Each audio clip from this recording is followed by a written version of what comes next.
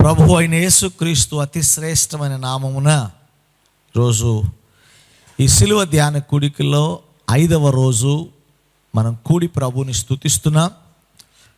దేవుని సన్నిధికి సందర్భంగా వచ్చిన దేవుని పిల్లని మీ అందరికీ ప్రభు పేరిట నా వందనాలు తెలియజేస్తున్నాను. అలాగే ఈ కార్యక్రమాన్ని టీవీల ద్వారా, యూట్యూబ్ మాధ్యమాల ద్వారా వీక్షిస్తున్న దేవుని పిల్లలైన మీ అందరికీ కూడా ప్రభు పేరిట నా వందనాలు తెలియజేస్తున్నాను. మన ప్రభువు ప్రేమ కలిగిన వాడు. ఆ ప్రేమ ప్రతిరోజు మనం అనుభవిస్తున్నాం. ఆ ప్రేమను మరొకసారి తలపోసుకోవటానికే ఈ స్థలములో చేరాం. ఇది మనకు ఒక ఆచారం కాకూడదు. ఏదో కొంతమంది చేస్తున్నారు కదా మనం కూడా చేసామని కాదు. ఇది మనం ఏదో కొద్దిసేపు మంచిగా ఉండటానికి కొన్ని రోజులు ప్రతిష్ఠించుకునేవి కాదు. మన జీవిత కాలపు రూపాంతర అనుభవంలోనికి రావడానికి ప్రభు నిర్దేశించిన ప్రణాళిక ఇదే. కనుక ఇది చులకనగా మనం ఆచారంగా కాకుండా నిజమైన భక్తి మాన్యతలతో ప్రభు ప్రేమను తలపోసుకుంటూ ప్రభువుని స్తుతిస్తూ, ప్రభువా నా పట్ల నీ ఉద్దేశాలు ఏవైతేనో వాటిని బయలుపరచు నాయనా, మా పట్ల నీకున్న ప్రేమ ఎంతో మరొకసారి మేము రుచి చూడటానికి, వాటిని అనుభవించడానికి సహాయం చేయమని ప్రభువుని అడగగలిగితే ఈరోజు ఈ కూడిక మనందరికీ ప్రత్యేకంగా నీకు దీవెనకరంగా ఉంటుంది. మునుపెన్నడూ ప్రభువుని ఎరుగినంతగా నువ్వు తెలుసుకుంటావు. మునుపెన్నడూ ప్రభు యొక్క రుచి చూడనంతగా ప్రభు యొక్క ప్రేమను రుచి చూస్తావు. మునుపెన్నడూ ఆయన సన్నిధి అనుభవించినంతగా ఆయన సన్నిధి నీవు అనుభవిస్తావు. కనుక ప్రభు సన్నిధిలో యథార్థ హృదయంతో, నీతితో, భక్తితో, ప్రేమతో, నిజమైనటువంటి మాన్యతతో ప్రభు దగ్గరికి వస్తే ప్రభు ఆయన బిడ్డలను త్రోసివేసేవాడు కాదు. కనుక ఈరోజు దేవుని వాక్య ధ్యానంలోకి వద్దాం. నేటి వాక్య ధ్యానం కొరకు లేవీకాండం 4వ అధ్యాయము మొదటి 7 వచనాలు నేను చదువుతున్నాను. మరియు యెహోవా మోషేకు ఇలాగు సెలవిచ్చెను, నీవు ఇశ్రాయేలీయులతో ఇట్లనుము, యెహోవా ఆజ్ఞలన్నిటిలో దేని విషయమైనను ఎవరైనను పొరపాటున చేయరాని కార్యములు చేసి పాపి అయిన ఎడల ఎట్లనగా ప్రజలు అపరాధులగునట్లు అభిషక్తుడైన యాజకుడు పాపము చేసిన ఎడల తాను చేసిన పాపముకై నిర్దోషమైన కోడెదూడను యెహోవాకు పాప పరిహారార్థ బలిగా అర్పింపవలను. అతడు ప్రత్యక్ష గుడారము ఎక్కి ద్వారమునకు యెహోవా సన్నిధిని ఆ కోడెను తీసుకుని వచ్చి కోడె తల మీద చేయి ఉంచి యెహోవా సన్నిధిని కోడెను వధించవలను. అభిషక్తుని యాజకుడు ఆ కోడెదూడ రక్తంలో కొంచెము తీసి ప్రత్యక్ష గుడారమునకు దానిని తేవలెను. ఆ యాజకుడు ఆ రక్తములో తన వేలు ముంచి పరిశుద్ధ మందిరం యొక్క అడ్డతెరు ఎదుట ఆ రక్తములో కొంచెము 7 మార్లు యెహోవా సన్నిధిని ప్రోక్షింపవలను.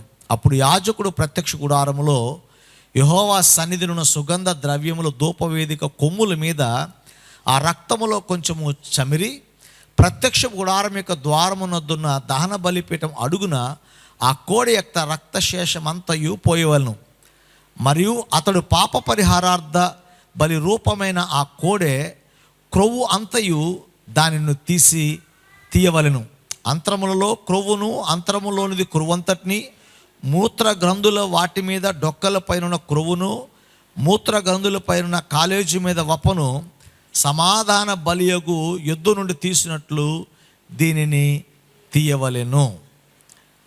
ప్రభునందు ప్రియ దేవుని బిడ్డలారా, వాస్తవానికి ఈ అధ్యాయం అంతా చదవాలి. మీరు ఇంటికి వెళ్ళిన తర్వాత ఈ అధ్యాయాలు చదువుతున్నారని నమ్ముతున్నాను. ఈ శిలువ ధ్యాన కూడికల్లో ఇప్పటికీ నేను 4 బలులను గురించి చెప్పాను.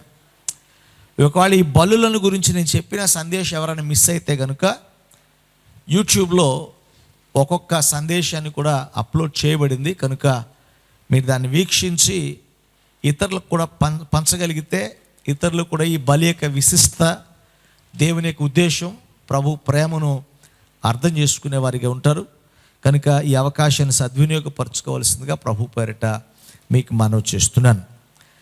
లేవియ కాండంలో ప్రభు ఇశ్రాయేలు ప్రజల యొక్క భక్తి కొరకు, దేవుణ్ణి సమీపించుట కొరకు, ప్రభు ప్రేమను తెలుసుకున్నట కొరకు, వారు దేవుని సన్నిధిలో ఎంతటి భక్తి మాన్యతలు కలిగి ఉండాలో తెలియచెప్పటం కోసం ప్రభు వారికి చెప్పినటువంటి కొన్ని బలులను గురించి మనం చదువుతున్నాం. అందులో ప్రాముఖ్యంగా 5 బలులు ఉన్నాయి. ఒకటేంటండి, మొట్టమొదటిది దహన బలి, రెండవది ధాన్య బలి, మూడవది సమాధాన బలి, నాలుగవదిగా ఈరోజు మనం ధ్యానం చేయబోతుంది పాప పరిహారార్థ బలి. ఈ పాప పరిహారార్థ బలిని గురించి మనం చూసినట్లయితే, ఈ పాప పరిహారార్థ బలి కూడా దీనికి ఒక ప్రాముఖ్యత, ప్రాధాన్యత ఉంది. ఈ పాప పరిహారార్థ బలిని హెబ్రీ పదములో చెఠా అంటే CHATTA అనే పదాన్ని ఉపయోగించండి. అనగా పాపమునకు అర్పించిన పరిహారము లేదా పాపమునకు చెల్లించిన వెల అని అర్థం. పాప పరిహారార్థ బలి అంటే పరిహరించుట కొరకు చెల్లించిన వెల అని దాని యొక్క భావం. కనుక ఇశ్రాయేలు ప్రజలు వారు చేసిన అతిక్రమాలు లేదా వారి మధ్య జరుగుతున్న పాపమంతటిని క్షమించటం కోసం దేవుడు ఏర్పరిచిన మరొక అవకాశం ఈ పాప పరిహారార్థ బలి.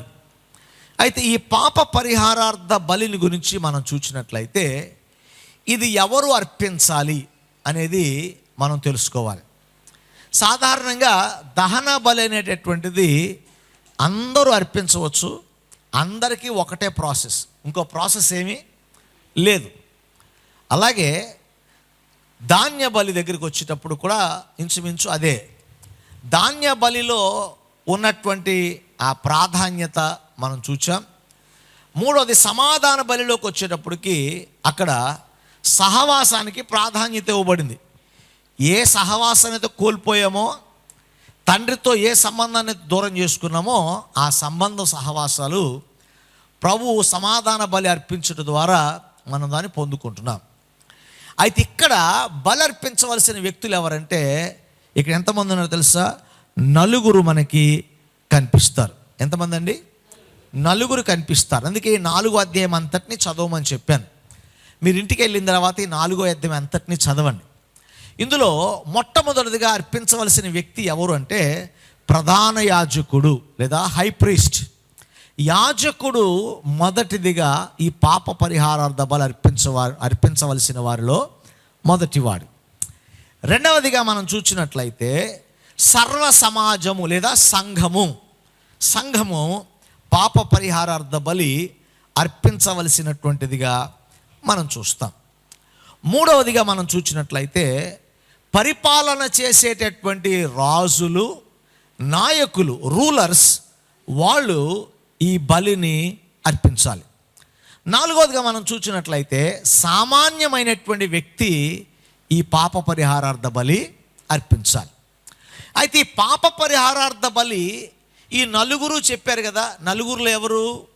యాజకుడు, రెండవది సంఘము, మూడవది పరిపాలించేవాడు, నాలుగవది సామాన్యమైనటువంటి వ్యక్తులు. ఈ 4 బలి అర్పించవలసినటువంటి వారు.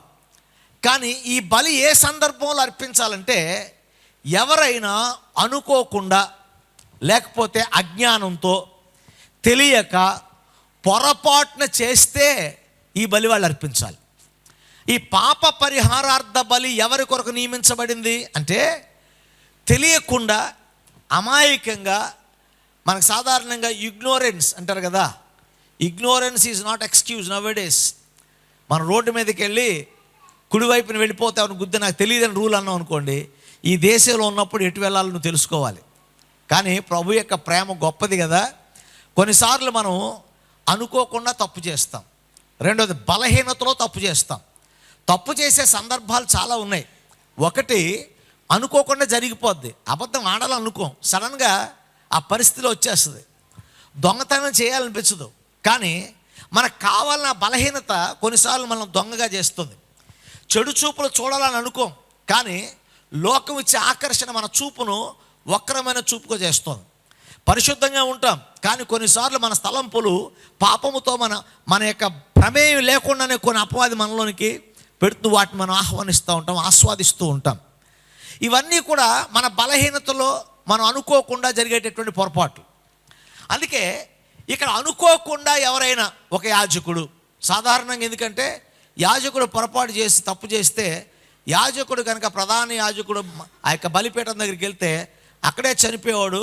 ఆ గంటలు మోగటం ఆగిపోతే తాడు పట్టుకుని బయటికి లాగేవాడు. కానీ అద్భుతం ఏంటి తెలుసా, ఆ కాలంలో ఏ యాజకుడు కూడా ప్రత్యక్ష గుడారంలో చచ్చిపోలేదు, ఏ యాజకుడు కూడా గంటలు ఆగిపోలేదు. కనుక ఆ ప్రస్తావన ఉత్పన్నం కాలేదు. అయితే ఇక్కడ ఈ మాట ఎందుకు చెప్పానంటే ఇక్కడ పొరపాటున చేసినటువంటి పని ఎవరైనా అలా చేస్తే ఏం జరుగుతుంది, ఎందుకు ఈ అవకాశం వీళ్ళకి ఇచ్చారంటే, యాజకుడు అనేటటువంటి వాడు కనుక తప్పు చేస్తే దాని ప్రభావము మందిరం మీద పడుతుంది. దేని మీద పడుతుందండి? మందిరం మీద పడుతుంది. కనుక పాపమును ప్రక్షాళన చేయటానికి ప్రభు ఇచ్చినటువంటి మార్గాలను ఎవరు నెరవేర్చాలి? యాజకుడే నెరవేర్చాలి. అలాంటి యాజకుడే పాపం చేస్తే ఒక గుడ్డివాడు మరొక గుడ్డివానికి త్రోవ చూపించడం సాధ్యం అవుతుందా?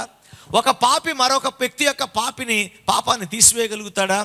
ఒక దోషములో ఉన్న వ్యక్తి అదే దోషముతో వచ్చిన వాడిని క్షమించడానికి తన పక్షంగా వెళ్ళగలడా? అంత మనస్సాక్షి లేనివాడిగా ఉంటాడా? అలా ఉన్నప్పుడు పాపులైన వారు దేవాలయంకి వస్తే దేవాలయ పరిచర్య ఏమైపోతుంది? మందిరపు పరిచర్య అవుతుంది. మారు మనసు పొంది పాప క్షమాపణ కొరకు వచ్చిన ఆ కామన్ మ్యాన్ యొక్క పరిస్థితి ఏంటి? అందుకనే యాజకుడు ఒకవేళ తెలియకుండా చేసిన పని, యాజకుడైనా కామన్ మ్యాన్ అయినా లేకపోతే పరిపాలన చేసేవాడైనా సామాన్యమైన వ్యక్తి అయినా కాంగ్రిగేషన్ అయినా ఎవరైనా అనుకోకుండా తప్పు జరిగితే, అజ్ఞానంతో చేస్తే, అవి మనకు తెలియకుండా జరిగితే వారి కొరకు ఈ అవకాశాన్ని ప్రభు ఇచ్చాడు. ఇదే పాప పరిహారార్థ బలి. అయితే ఇక్కడ ఒక విషయం చెప్పాలి. చాలామందికి పాపము ఎలా చేస్తున్నారు అంటే అజ్ఞానంతోనో తెలియకుండానో ఏదో జరిగిపోయిందన్నట్టు కాదు, కావాలనే పాపం చేసేవాళ్ళు ఉన్నారు కొంతమంది. అనగా known sin, willingly doing sin, అంటే ఇష్టపూర్వకంగా బుద్ధిపూర్వకంగా పాపం చేసేటటువంటి వాళ్ళు. అలాంటి వాళ్ళు మనలో ఎవరైనా ఉన్నారా అని అడిగాను అనుకోండి, ఎవరు ఒప్పుకోవడానికి సిద్ధపడం. కానీ బైబిల్లో కొన్ని జ్ఞాపకాలు మీకు జ్ఞాపకం చేస్తాను. అందుకే ప్రభువైన యేసుక్రీస్తు కూడా సిలువలో వేలాడుతూ ఒక ప్రార్థన చేశాడు. తండ్రి, వీరేమి చేయుచున్నారో వీరు ఎరుగరు కనుక వీరిని క్షమించుము అన్నాడు. అంటే చేసే వాళ్ళకి ఏం తెలీదు? పక్కలో బళ్ళెం పొడుస్తుంటే గుచ్చుకుంటానని తెలియదు, వాడికి చచ్చిపోతాడని తెలీదా? తెలుసు కదా. కానీ ప్రభు వారికి తెలియదు అన్నది ఏంటంటే, నేనే మెస్సయ్య అనే సంగతి వాళ్ళకి, వాళ్ళు ఎదురు చూస్తున్న మెస్సయ్య నేనే అని తెలిస్తే వారికి ఆ జ్ఞానం ఉంటే వాళ్ళు అలా చేసేవాళ్ళు కాదు. నేనే యూదులకు రాజుని వెక్కిరిస్తున్నారు కదా, రాజులకు రాజు నేనే, రాబో రాజు నేనే, రక్షకుడు నేనే జ్ఞానం వాళ్ళకుంటే ఆ పని వాళ్ళు చేసేవాళ్ళు కాదు. నిజమే అది. ఆ యూదులైన వారికి ఆ దినమందు వారి మతం యొక్క మత్తులో సత్యాన్ని గ్రహించలేక వాళ్ళు తెలియక అమాయకంగా యేసు ప్రభు మీద నిందారోపణలు చేసి యేసు ప్రభు మీద సిలువ భారం మోపారు ఆనాటి ప్రజలు. అందుకే యేసు ప్రభు, తండ్రి వీరేమి చేయుచున్నారో వీరు ఎరుగరు కనుక వీరిని. ఇప్పుడు మన గురించి ప్రార్థన చేయాలి ప్రభు. మన గురించి ప్రార్థన చేస్తే ప్రభు ఏమని ప్రార్థన చేయాలి? తండ్రి వీరికి అన్నీ తెలిసి చేయుచున్నారు కనుక వీరిని క్షమించమనాలి కదా. వీరికి అన్నీ తెలిసి చేయుచున్నారు కనుక ఏం చేయాలి మనల్ని? ఈరోజు ఈ ప్రశ్న మనమే అడగాలి. ప్రభువా, తండ్రి వీరేమి చేయుచున్నారు వీరు ఎరుగరు కనుక వీరిని క్షమించమన్నావు, కరెక్టే. ఇప్పుడు అదే స్థానంలో నువ్వు ఉంటే నీ గురించి పరమ తండ్రికి యేసయ్య ఏమని ప్రార్థన చేయాలి? తండ్రి వీరికి అన్నీ తెలిసి చేయుచున్నారు నాయన, ఆదివారం ఆరాధించవలసిన సమయం కూడా ఎగ్గొడుతున్నారు తండ్రి. దేవా, ఉపవాసం అప్పుడప్పుడైనా ఉండాలని చెప్పారు నాయన, అయినా ఉండట్లేదు ప్రభువా. వీళ్ళకి తెలుసు నాయన, సువార్త చేయాలి తెలుసు ప్రభువా. అన్నీ తెలిసి చేయని వారిని ఏమి చేయవలను? అది మీకే విడిచిపెట్టబడును. మీరే కోరుకోండి. ఇంటికి వెళ్ళిన తర్వాత ప్రభువా అన్నీ తెలిసి చేయట్లేదు కాబట్టి నాకు ఈ చిన్నదేదో పడే, ఈ చిన్న సెక్షనాలు కొరడా దెబ్బలు మనకు అలా ఇలానే వదిలేయాలి మనల్ని. ఇలానే లేదు కదా. సాధారణంగా సముద్రంలో పడటం ప్రమాదం, చేతిలో పట్టడం ప్రమాదమా? చెప్పండి. సముద్రంలో పట్టడం ప్రమాదమా, చేతిలో పట్టడం ప్రమాదమా? సమాధానం అడిగి దాని ఏదో ఒకటి చెప్తే మళ్ళీ దానికి ఆన్సర్ అడుగుతాను నేను. సముద్రంలో పడితే ప్రమాదం. కానీ బైబిల్ ఏం చెప్తే తెలుసా? జీవము గల దేవుని చేతిలో పడటం బహుభయంకరం అన్నాడు. జీవము గల దేవుని చేతిలో పడుట బహు భయంకరము. అదేంటయా అంటే దేవుడు ఏదో చేతి అనుకున్నామో, ఆ చేతిలో పడితే చాలు మన చరిత్ర అక్కడతో ముగిసిపోద్ది. కనుక తెలిసి చేసిన వాడి గురించి ఈ మాట రాయలా, తెలియకుండా చేసేటటువంటి వాడు. బైబిల్లో మనం చూడొచ్చు, కొన్ని ఉదాహరణలు మీకు జ్ఞాపకం చేస్తాను.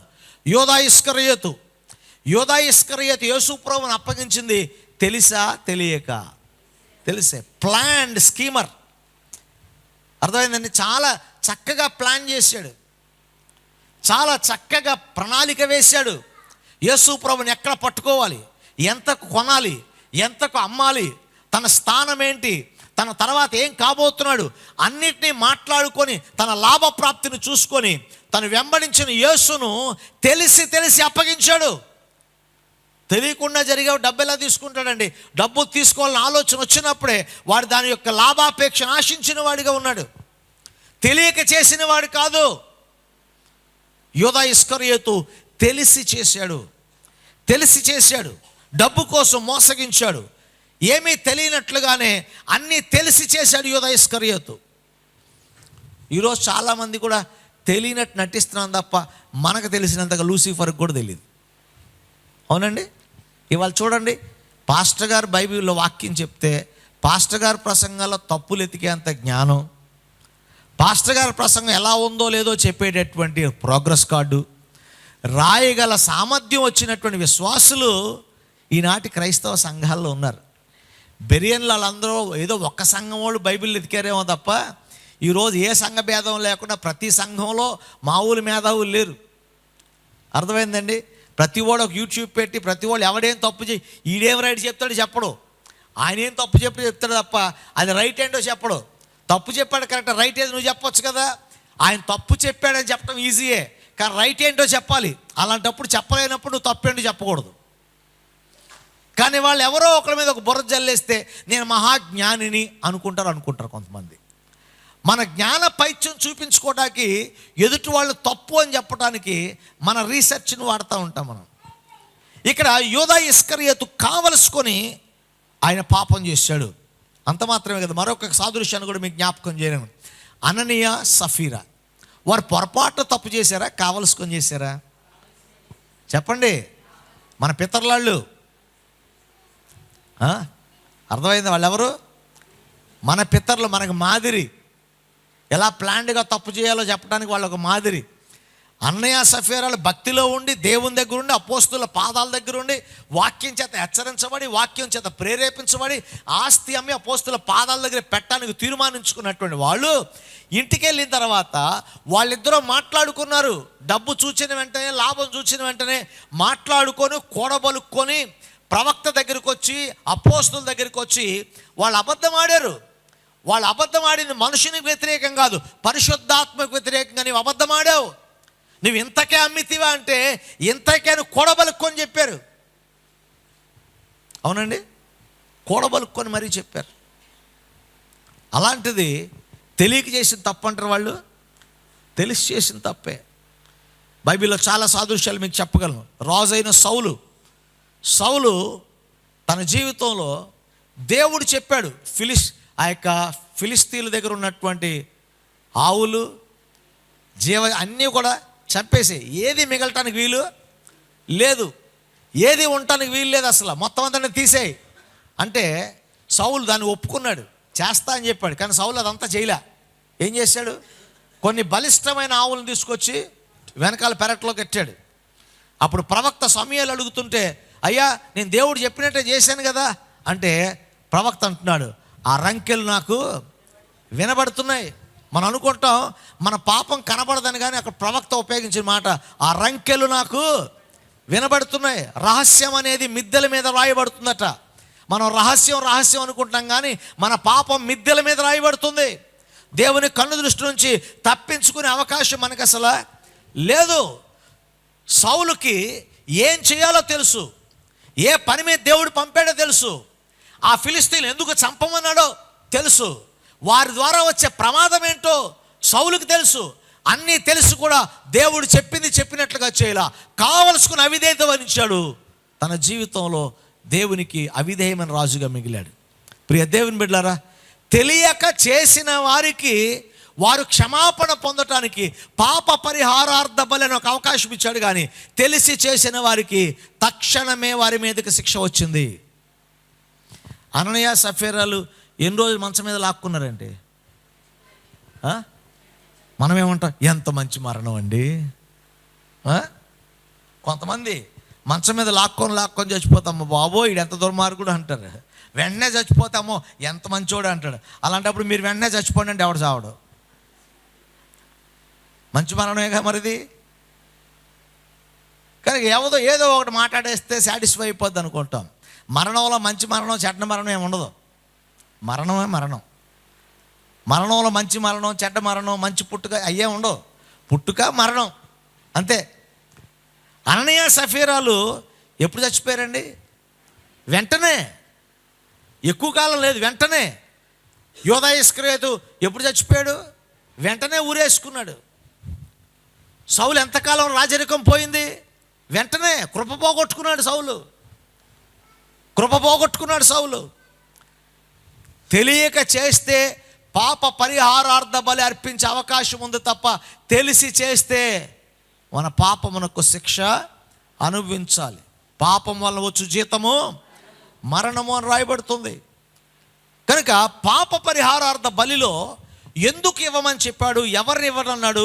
ఈ బలి అర్పణలో ఎవరు అర్హులంటే తెలియక అజ్ఞానంతో వారు గబుకుని వారి బలహీనతలో చేసిన పాపం అయితే ఆ పాపం నుంచి విడుదల పొందినట్లుగా వారు పాప పరిహారార్థ బలి అర్పించే అవకాశాన్ని దేవుడు వారికి దయచేశాడు. దేవునికి మహిమ కలుగును గాక. హల్లెలూయా, హల్లెలూయా. ప్రభునందు ప్రియ దేవుని బిడ్డలారా, అయితే ఈ బలిలో అర్పించినప్పుడు ఎంతమంది అర్పించాలి? ఇక్కడ నలుగురు అని చెప్పాను కదా. మొట్టమొదటిది ఎవరండి? యాజకుడు. ఈ యాజకుడు తెలుసో తెలియకో పొరపాటు చేస్తే అతడు తీసుకురావలసిన బలి పశువు ఏంటి తెలుసా? Young bull. అంటే అక్కడ రాసింది లేవీకాండం 4వ అధ్యాయం 1వ వాక్యంలో మనం చూసినట్లయితే, ఎవరు పొరపాటున చేయరాని కార్యమును పాపం అట్టి అపరాధుల అభిషక్తులని యాజకుడు పాపము చేసిన తాను చేసిన పాపముకై నిర్దోషమైన కోడె దూడను యెహోవాకు పాప పరిహారార్థ బలిగా అర్పింపవలెను. ఈ పాప పరిహారార్థ బలిలో అర్పించే నలుగురు కూడా వేరు వేరు బలులు తీసుకొచ్చారు. మొట్టమొదటిది యాజకుడు ఏం తీసుకురావాలి? కోడెదూడను తీసుకురావాలి. తర్వాత కాంగ్రిగేషన్ అంటే అక్కడ సమూహం అంతా పాపం చేసినప్పుడు ఆ సమూహం ఏం తీసుకురావాలి? వాళ్ళు కూడా కోడెదూడనే తీసుకురావాలి. ఆ తరువాత ఇంకెవరున్నారు ఇక్కడ? పరిపాలన చేసేటటువంటి వాళ్ళు కనుక తప్పు చేస్తే వాళ్ళు ఏం తీసుకురావాలంటే ఒక మగ మేకపోతును తీసుకురావాలి. అదే ఒక సామాన్యమైన మనుషుడు కనుక పాపం చేస్తే ఒక ఆడ మేకను తీసుకొని రావాలి. ఈ నలుగురు కూడా అర్పించవలసిన అర్పణలో తేడా ఉంది. మొట్టమొదటిది యాజకుడు తప్పు చేస్తే ఏం తీసుకురావాలి? కోడె దూడను తీసుకురావాలి. అక్కడ ప్రజలందరూ తప్పు చేస్తే ఏం చేయాలి? వాళ్ళ మధ్యలో తెలియకుండా పాపం జరిగితే ఏం జరగాలి? వాళ్ళు కూడా కోడె దూడనే తీసుకురావాలి. అదే పరిపాలన చేసేవాడైతే ఒక మేకపోతును తీసుకురావాలి. అదే ఒక సామాన్యమైన వ్యక్తి అయితే అతడు ఒక ఆడ మేకను తీసుకురావాలి. ఎందుకు వ్యత్యాసం? ఎందుకు ఇలా చేయాల్సి వచ్చింది అంటే కనుక ఒకటి గుర్తుపెట్టుకోండి. మనం చాలాసార్లు నేను చాలా పెద్దోడిని, నేను చెవులు దగ్గరోడిని, నేను దేవుని దృష్టిలో చాలా ఉన్నతమైన వాడిని, నేను యాజకుడిని, నేను పరిపాలకుడిని, నా జనబలం ఉంది అని చెప్పుకుంటాం కదా. నువ్వు దేవుని దగ్గర ఎంత ఉన్నతమైన వాడు అయితే నీ పాపానికి అంత ఎక్కువ శిక్ష ఉంటుంది. యాజకుడు తప్పు చేస్తే మేకవేళ పట్టుకెళ్తాం కుదరదు. యాజకుడు తప్పు చేస్తే కోడిదూడను పట్టుకెళ్ళాలి. అందరూ సమూహం అంతా పాపం చేస్తే వాళ్ళందరూ కలిసిన కోడి పిల్లని పట్టుకెళ్ళడం కుదరదు. వాళ్ళందరూ కోడిదూడనే పట్టుకెళ్ళాలి. మన స్థాయిని బట్టి దేవుడు మనల్ని ఎంతగా హెచ్చించాడో, ఎంతగా దీవించాడో, ఎంత కృప పొందామో, ఎంత దయ పొందామో, ఆ కృప పొంది దయ పొందిన మనము ఆ కృపను కాపాడుకోకపోతే ఆ కృపను పొందిన తగినట్లుగా అర్పణ కూడా నువ్వు చెల్లించాలి. ఆమేన్. అర్పణ చెల్లించాలి. పాప పరిహారార్థ బలి అంటే అర్థం ఏంటి తెలుసా? పాపమునకు చెల్లించే పరిహారము అని అర్థం. అంటే పాపము ఒకవేళ సీనియర్ విశ్వాసి. చాలామంది చెప్తారు, ఏంటండి నేను గుళ్ళో 20 సంవత్సరాలు అయింది, నువ్వు ఏదైనా తేడా చేస్తే ఎంత పెద్ద అర్పణ చెల్లించాలి, ఎంత పెద్ద వెల చెల్లించాలి. ఆ రోజు కోడె దూడను వధించారు, కానీ ఇప్పుడు నువ్వేం వధించాలంటే నీ జీవితంలో అతి విలువైన దాన్ని కోల్పోవాల్సి ఉంటుంది. The more you grow in grace, you need to live in the grace. కృప పొందాను కనుక కృప పాడు చేసుకోకూడదు. అందుకే వాక్యం రాయబడింది, కాగా క్రీస్తు యేసు కృపను పొందుకున్న మీరు ఆ కృపను మీరు నిరర్ధకము చేసుకోకూడదు, కృపను పాడు చేసుకోకూడదు. కృప పొందటం ఒక ఎత్తు అయితే కృపను కాపాడుకోవటం ఒక ఎత్తు, కృపలో నిలిచి ఉండటం ఒక ఎత్తు. నేను 20 ఏళ్ళు అయింది, 30 ఏళ్ళు ప్రభు కృప అత్యధికంగా పొందుకున్నా. కృప ద్వారా తలాంతులు ఇవ్వబడ్డాయి, కృప ద్వారా ఆధిక్యత ఇవ్వబడింది, కృప ద్వారా సామర్థ్యం ఇవ్వబడింది. ఇన్ని ఇచ్చిన తర్వాత కూడా నువ్వు అజ్ఞానంగానో తెలియకుండా పాపం చేస్తే నీ హెచ్చింపుకు తగినట్లుగానే నువ్వు దేవుని దగ్గర పరిహారాన్ని కూడా చెల్లించాలి. కనుక మనం ఎదిగామని సంతోషంలో మనం మిగతా విషయాలు మర్చిపోతున్నాం. నువ్వు ఎంత ఎదిగితే అంత బాధ్యత కలిగి ఉండాలి. ఎంత భక్తులు ఎదిగితే, ఎంత ప్రభు కృప పొందితే, దేవుని ఎంత ఆశీర్వదిస్తే ఆ కృపకు తగినట్లుగా నువ్వు ఉండాలి, కృపకు తగినట్లుగా నువ్వు జీవించాలి. ప్రభునందు ప్రియ దేవుని బిడ్డలారా, ఇక్కడ జరిగిన తొంతంతటిని మనం చూడగలిగితే కనుక ఇక్కడ జరిగిన ఒక్కొక్కటి నేను మీకు జ్ఞాపకం చేస్తాను. చూడండి, ఇక్కడ ఈ అర్పించినటువంటి ఈ అర్పణలన్నిటి యొక్క సాదృశ్యాన్ని మీకు జ్ఞాపకం చేస్తాను. ఈ రక్తాన్ని చిందించిన తర్వాత రక్తము ఎక్కడ పోయాలట? ఆ యొక్క మందస్సం మీద ఉన్నటువంటి ఆ యొక్క ధూపవేదిక లేదా ఆ ఇన్సెన్స్ ఆల్టర్ అంటే చూడ సువాసన ఇచ్చేటటువంటి ధూపం యొక్క ఆ కొమ్ముల మీద ఆ యొక్క చిలకరించాలట. బైబిల్లో ధూపము అనే దేనికి వినియోగించబడుతుంది తెలుసా? ప్రార్థన. కొమ్ము అనే దేనికి వాడబడుతుంది తెలుసా? బలము. అంటే ప్రార్థన బలమైనది. దేవునికి స్తోత్రం చెప్పండి, హల్లెలూయా. కనుక ఒక వ్యక్తి పాపం చేస్తే, ఒక వ్యక్తి తెలియకుండా పాపం చేస్తే, ఒక వ్యక్తి దేవునికి అవిధేయమైన కార్యం చేస్తే నీ బలమంతటితో దేవుని సన్నిధిలో ప్రార్థన చేసేవాడిగా ఉండాలి. ఆ ప్రార్థన దేవునికి ఇంపైన ధూపముగా ఉండాలి. నేను చేతులు ఎత్తుట సాయంకాలం నైవేద్యం వలెను అన్నాడు కదా. కనుక దేవుని సన్నిధిలో బలమైన ప్రార్థన, బలమైన పశ్చాత్తాపంతో కూడిన ప్రార్థన ప్రభువు మందసం మీద నువ్వు అర్పించగలిగితే ఆ చిందించబడిన రక్తము ఆ కొమ్ముల మీద, ఆ మందసం యొక్క ధూపవేదిక కొమ్ము మీద చిలకరించినట్లుగా ఆ మందసమైన దేవుని సన్నిధికి వచ్చి నువ్వు మోకరించి బలమైన ప్రార్థన నువ్వు చేయగలిగితే అప్పుడు నీ పాపానికి పరిహారార్థం దొరుకుతుంది. సో ఇప్పుడు నేను ఒక ప్రశ్న అడుగుతా మిమ్మల్ని, పాపమునకు మీరు ఎంత వెల చెల్లిస్తారు చెప్పండి? పాపమును మీరు చేసిన పాపానికి మామూలుగా అయితే యాజకుడు పొరపాటును ఒకసారి చేస్తాడు, పొరపాటు 2 సార్లు చేస్తే ఏమంటారు దాన్ని? అది పొరపాటును అనరు, అదే అంటారా? పొరపాటును అనరు. సరే, పొరపాటు చేసిన దానికి ఒక కోడిదూడ నమ్మన్నాడు కదా. మనం చేసిన తప్పులకి ఎన్ని కోడిదూడలు పట్టుకెళ్ళాలి మనం? పోనీ ఎంత కేజీ బంగారం పట్టుకెళ్ళాలి? ఎంత బంగారాలు పట్టుకెళ్ళాలి మనం? ఎంత వ్యయ ప్రయాసాలు చేయాలి? ఇంత పట్టుకెళ్ళాలి కదా ఇవన్నీ మనం. కానీ ఇప్పుడు దేవుని దగ్గర బలమైనటువంటి పరిహారం చెల్లించాలి. నువ్వు ఎంత ప్రార్థన చేస్తే అంత విమోచించబడతావు, ఎంత ప్రార్థన చేస్తే నీ పాపం నుంచి విడిపించబడతావు. దేవుడు నీ పరిహారము కొరకు నీ దగ్గర అడిగిన పరిహారం ఏంటి తెలుసా? ఆయన సన్నిధిలో ఆ ధూప వేదిక దగ్గర నువ్వు చేసే ప్రార్థనే. ఈరోజు మనం కోడెదోడు అర్పించక్కర్లేదండి. దేవుని మందసమైన దేవుని మందిరం దగ్గరకు వచ్చి మనం ఏం చేయాలి? ప్రార్థన చేయాలి. కనుక నీ పాపమునకు పరిహారము చేయగలిగింది ఏంటండి? ప్రార్థన. చెప్పండి, పాపమునకు పరిహారం చేయగలిగింది ఏంటి? ప్రార్థన. ఈరోజు చాలామంది ప్రార్థించలేని వారిగా ఉంటున్నాం, ప్రార్థన అనేది చేసే అలవాటు లేనటువంటి వారిగా ఉంటున్నాం. ప్రభునందు ప్రియ దేవుని బిడ్డలారా, వాడు యాజకుడైనా, పరిపాలకుడైనా, సామాన్యమైన వ్యక్తి అయినా, సమాజంలో గొప్ప సమూహమైనా సరే, ఎవరైనా గుర్తుపెట్టుకోండి, తప్పు చేసిన వాడెవడు పరిహారము చేయకుండా వానికి పాపక్షమాపణ రాదు. కనుక ఆ పరిహారాన్ని చెల్లించిన వాడు ఎంత కోడెదూడని తెచ్చినా ఆ రక్తాన్ని చిందించవలసింది ధూపవేదిక మీదే. కనుక నీ పాపం ప్రక్షాళన అయ్యేది ప్రభు పాదాల దగ్గరే. దావీదు పాపం చేశాడు, దావీదు దేవునికి అవిధేయమైన పని చేశాడు, కానీ తన పరుపు కన్నీటి మీద తేలినంతగా ప్రార్థన చేశాడు. అంతగా పశ్చాత్తాపడి ప్రార్థన చేశాడు దావీదు. అందుకని తను చేసిన పాపం భయంకరమైంది, తను చేసిన పాపం దుర్మార్గమైంది. వ్యభిచారం చేశాడు, నరహత్య చేశాడు, కపటముగా ప్రవర్తించాడు.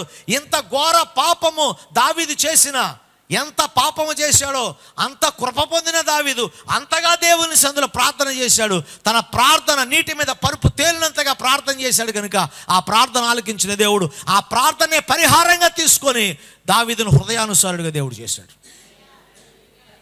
ఈరోజు మనం ఎంత ఘోర పాపులమైనా కానీ నీ తప్పు తెలుసుకొని ప్రభు పాదాల దగ్గరికి వచ్చి నువ్వు కన్నీటితో ఆ ప్రార్థనా ధూపమును గనక, ఆ ప్రార్థనా వేదికని గనక రక్తముతో చెమిరినట్లుగా నీ కన్నీటితో ఆ మందసాన్ని తడపగలిగితే దేవుని విమోచన నీ జీవితంలో కలుగుతుంది.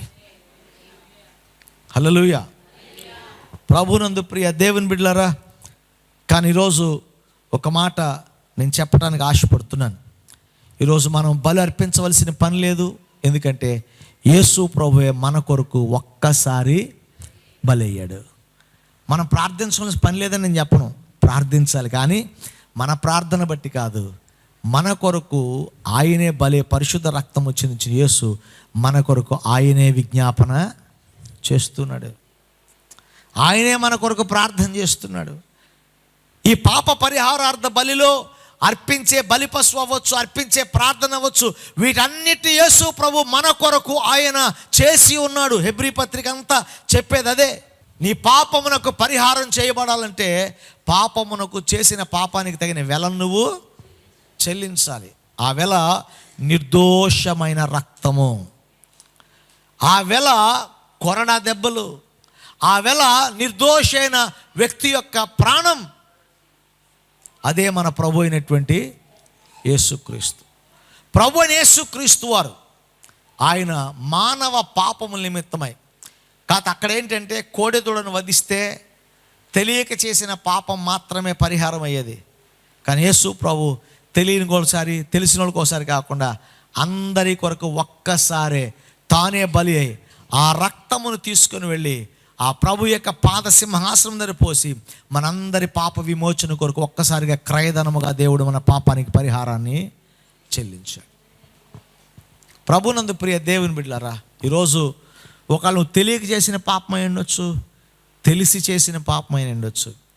తెలిసి చేసినా తెలియక చేసినా నీకు ఒక విమోచన మార్గాన్ని ప్రభు సిద్ధపరిచాడు. అదే మన కొరకు వెల చెల్లించిన యేసుక్రీస్తుని విశ్వాసం ఉంచటం. ఆ బలిపశు మీద చేయి ఉంచినప్పుడు ఆ బలిపశు తన పక్షం ఎలా అంగీకరించబడుతుందో ఈరోజు విశ్వాసంతో ప్రభు బలిని అంగీకరించి, ప్రభువా నా కొరకు నువ్వు వెల చెల్లించావు నాయన, నీ రక్తమే వెల చెల్లించావు తండ్రి, నా కొరకు చెల్లించిన పరిహారంకై వందనాలని విశ్వాసంతో ప్రభు దగ్గరికి రాగలిగితే ఆ ప్రభు నీకు తెలిసి చేసిన పాపమైనా తెలియక చేసిన పాపమైనా వాటన్నిటిని రూపుమాపుతాడు. నేను మనశ్శాంతి గలవాడిగా ప్రభు చేస్తాడు. కనుక ప్రభునందు ప్రియ దేవుని బిడ్డలారా, ఈరోజు మనం దేవుని దగ్గర ఒక తీర్మానం చేసుకోవాలి. తెలిసి తెలియక కొన్ని పాపాలు చేస్తాం. కొన్నిసార్లు తెలిసి మనం యూదా ఇస్కరియోతులాగా, దావీదులాగా, అననీయ సఫీరాలా మనం పడిపోతూ ఉండొచ్చేమో. కానీ అలాంటి పరిస్థితుల్లో మన పాపముల నుంచి విమోచింపదగే ఒకే ఒక్క మార్గం మన ప్రభు అయినటువంటి యేసుక్రీస్తు. ఆయనే పాప పరిహారార్థ బలిగా, నిజమైన పాప పరిహారార్థ బలిగా మన కొరకు బలి అయి మన కొరకు రక్తాన్ని చిందించి ఒక్కసారే ఆ పరిశుద్ధ సన్నిధిలో మన పాపం అంతటిని కడుగబడినట్లుగా రక్తాన్ని చిందించాడు. మన కొరకు దేవుడు విమోచకుడయ్యాడు. మన వెల చెల్లించి, మన పాపానికి పరిహారము చెల్లించి మనల్ని విమోచనకరంగా దేవుడు మనలను మార్చాడు. దేవునికి మహిమ కలుగును గాక. హల్లెలూయా, హల్లెలూయా. కనుక ఈరోజు ఒక చిన్న ప్రార్థన చేద్దాం. ప్రభువా నా అతిక్రమాలు క్షమించయ్యా, తెలిసి తెలియక చేసిన నా పాపాలు క్షమించు, తెలిసి చేసిన నా పాపాలు క్షమించు, ఇక పాపంలో పడిపోకుండా కాపాడు. నా కొరకు నువ్వు చేసిన వెలను ప్రభువా నేను మరలా చెల్లించలేనయ్యా, నీవు చెల్లించినంత వెల ఎవరూ చెల్లించలేరు ప్రభువా, మా కొరకు అంత విలువైన మీ రక్తాన్ని చెల్లించావు తండ్రి అని ప్రభు సన్నిధిలో ప్రార్థన చేయగలిగితే నీ ప్రార్థన అంగీకరించి నీ ప్రతి పాపాన్ని ప్రభు క్షమించేవాడై ఉన్నాడు. తలలు ఉంచండి, కన్నులు మూసుకోనండి. ప్రభు సన్నిధిలో కొద్దిసేపు మోకరించగలివారు మోకరించడం లేదా నిలవబడండి. దేవుని సన్నిధిలో కొద్దిసేపు అందరూ కూడా ప్రభు దగ్గర మన పాపాన్ని ఒప్పుకుందాం. ప్రభు దగ్గర, ప్రభువా నా అతిక్రమాలు క్షమించయ్యా, నా పాపములు క్షమించయ్యా, నా దోషములు క్షమించయ్యా, తెలిసి తెలియక నేను చేసిన ప్రతి పాపాన్ని క్షమించయ్యా. నా కొరకు పరిహారార్థ బలిగా అర్పించబడ్డావు తండ్రి. నా కొరకు వెలను చెల్లించావయ్యా. మీ రక్తాన్నే వెలగా చెల్లించావు తండ్రి. నీ రక్తాన్ని మా కొరకు చిందించావు నాయన. నీ రక్తాన్ని మా కొరకు చిందించారు తండ్రి. నీకు వందనాలయ్యా. ఏమిచ్చి మీ రుణము తీర్చగలవు నాయన? ఏమిచ్చి మీ రుణము తీర్చగలం ప్రభువా? ఏమిచ్చి మీ రుణము తీర్చగలము నాయనా? కల్వరి ప్రేమను తలంచునప్పుడు కలుగుచున్నది దుఃఖం.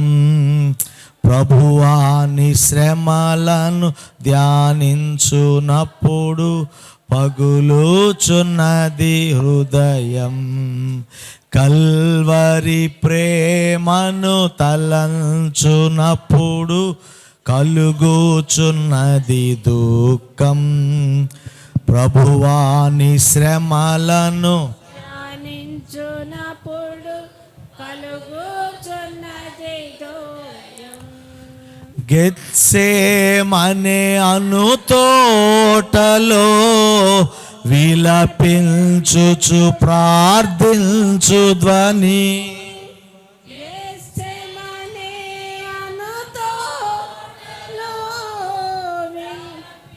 చుచు ప్రార్థించు ధ్వని నలువైపులా వినబడుచున్నది.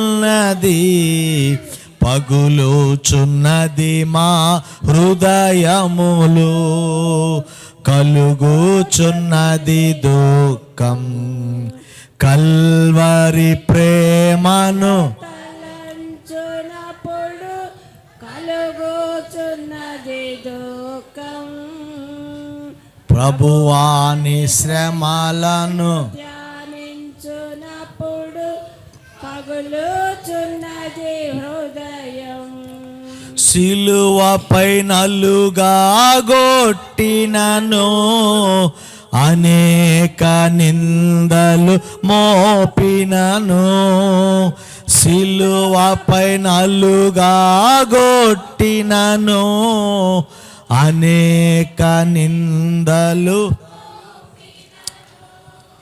ప్రేమతో వానిని మన్నించుటకై ప్రార్థించిన ప్రియ యేసురాజా, మమ్మును నడిపించుము. కల్వరి ప్రేమను పగుచున్నది దుఃఖం. ప్రభువాని శ్రమలను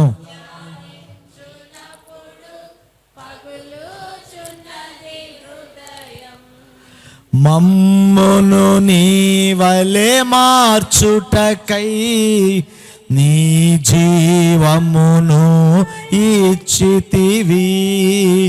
మమ్మును నీవలే మార్చుటకై నీ జీవమును